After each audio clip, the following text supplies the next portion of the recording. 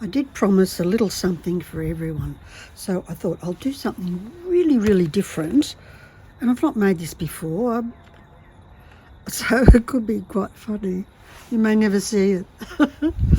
I'm going to base it on a very different flower called a Grevillea. We have stacks and stacks of them in Australia, and they have these lovely different flower heads.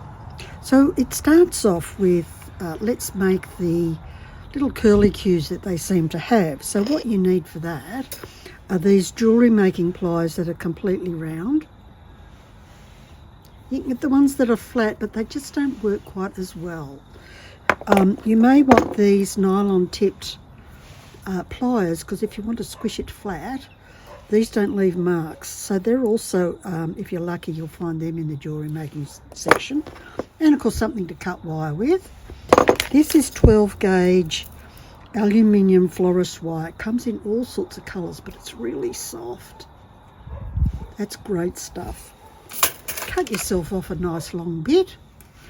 Grab your round nose pliers, squeeze firmly, and then just twist your wrist to make a curlicue, and you'll get about halfway.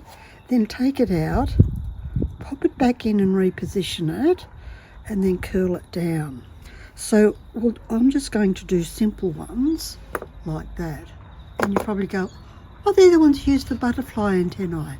Well, now they're becoming parts of a plant. Then you'll measure about for how long you want to make these. So I've done a pre-measure here, and then I'll just cut it off. Much easier to do the cutting second, so you have got something to grip onto when you twist this around. So make as many as you think you might need. I don't know how many I'm going to get out of this. It's just less than a metre or a yard, depending on how you're viewing the world. And I'll come back when I've made all of those. I'll still be making this flower to pop into my demo model so that you can see how pretty it looks. And so there'll be still this tile bit. So how does that work when it's going to be a long thing? So what I've got here is leftover bit of plate, 2 of the round mirrors upside down, because I don't want to glue them onto the flower. And then I'll just pop this disc in the same way. Now, which way do I want it to go? I want it to go to the right. I'm going to use red for the Grevillea primarily, because it will look lovely with these little bits in there.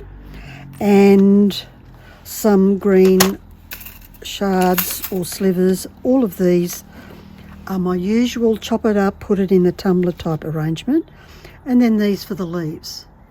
So they're all ready and prepared. I'm not showing you how to do those. There's stacks of videos about that. Let's get into the fun of constructing this. So for this flower, I'm going to try this Manna Red Roof and Gutter by Sellies to see what it's like when I create this flower. Could be a disaster, but we won't know that till tomorrow. Part of experimenting. But I thought that would be great for the middle spine down the Grevillea. Hopefully you're not all Googling what on earth is a Grevillea. So here's round 1 done, and now I'm going to do another squish down the middle here to build it up. But I might just pop in a couple of these things now. We can use them as fillers later on, and you can bend these and of course shorten them as you feel the need. So if I look for spaces where they can fit. So we'll only do like say maybe 3 on the bottom. There looks like a space. I'll just squish a little glue on top of that one, and then I'll get it on the way down, and then maybe one up the top here somewhere. Okay, you can see it taking shape already.